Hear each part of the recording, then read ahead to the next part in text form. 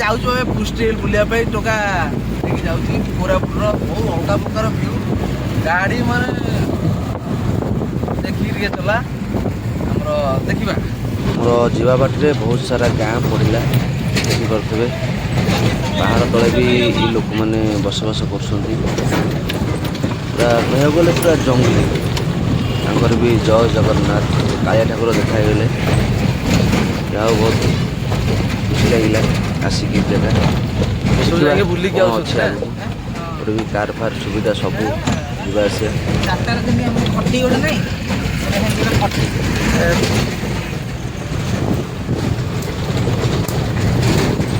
ଗାଁ ଗହଳି ଏରିଆ ଆଉ ବାଉଁଶ ବୁଦା ଦେଇକି ଯିବାକୁ ପଡ଼ିବ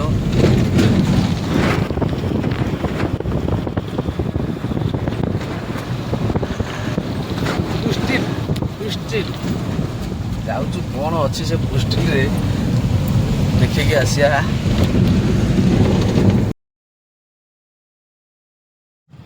ବିଶ୍ୱାସ କରିବା ଆଜ୍ଞା ଏଇ ଯେଉଁ ଘାଟିଟା ଆମେ ଉଠିଲୁ ପୁରା ଗଲୁ ସିନା ସେପଟେ ଆସିପାରିଲୁନି ସେପଟେ କାହିଁକିନା ବର୍ଷା ହେଇଥାଏ ପୁରା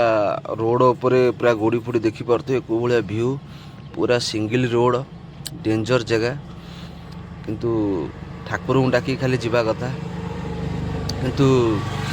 କିଛି କଷ୍ଟ କଲେ କିଛି ପାଇବାକୁ ମିଳେ ଫଳ ଆମେ ସେଇଟା ପାଇଲୁ ଦେଖିପାରୁଥିବେ କେଉଁ ଭଳିଆ ଭିଉ ବିଶ୍ୱାସ କରିବେ ଆଜ୍ଞା ପୁରା ଭୋକ ଶୋଷ ସବୁ ଭୁଲିଯିବେ ଆପଣମାନେ ଆମେ ଆସିକି ପହଞ୍ଚିଗଲୁ ପୁରା ମାଉଣ୍ଟେନ୍ ଉପରେ ଦେଖନ୍ତୁ ଆଜ୍ଞା କେଉଁ ଭଳିଆ ଭିଉ ଗୋଟିଏ ଥର ଆସିଲେ ଏଠୁ ଛାଡ଼ିକି ଯିବା ପାଇଁ ଆପଣମାନେ କେବେ ବି ଇଚ୍ଛା କରିବେନି ଇଏ ହେଉଛି ସେଇଠି ଯେଉଁଠି ଏବେ ସାଉଥର ସିନେମା ସୁଟିଂ ହେଇଥିଲା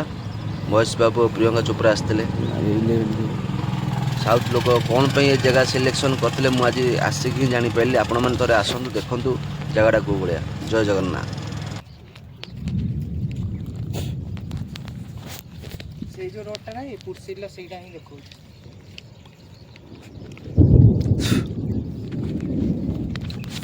ନେଇକି ପଛକୁ ପଳା ବର୍ତ୍ତମାନ ପାଇଁ ଆମେ ପହଞ୍ଚିଗଲୁ କେଉଁ ଜାଗାରେ କୋରାପୁଟର ପୁରସିଲ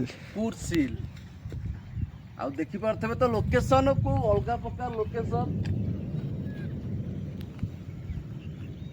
ଏଗୁଡ଼ା ଖାଲି ଯାହା ଆମେ ସିନେମାରେ ଏଥିରେ ଦେଖାଯାଏ ପୁରା ଆଜି ପୁରା ନ୍ୟାଚୁରାଲ ଭିଉ ପୁରା ଅଲଗା ପ୍ରକାର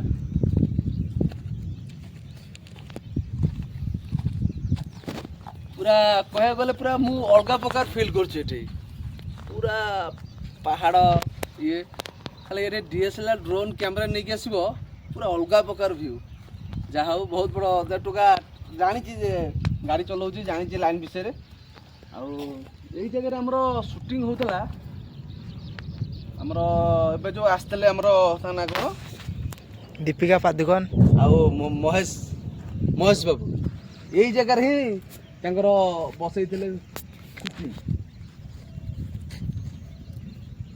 ଗିରିମାଳି ପର୍ବତମାଳା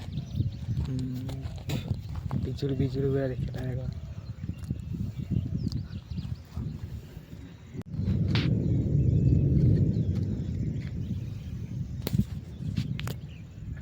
ଜୟ ଜଗନ୍ନାଥ ସମସ୍ତଙ୍କୁ ବର୍ତ୍ତମାନ ପାଇଁ ମୁଁ ଅଛି କୋରାପୁଟର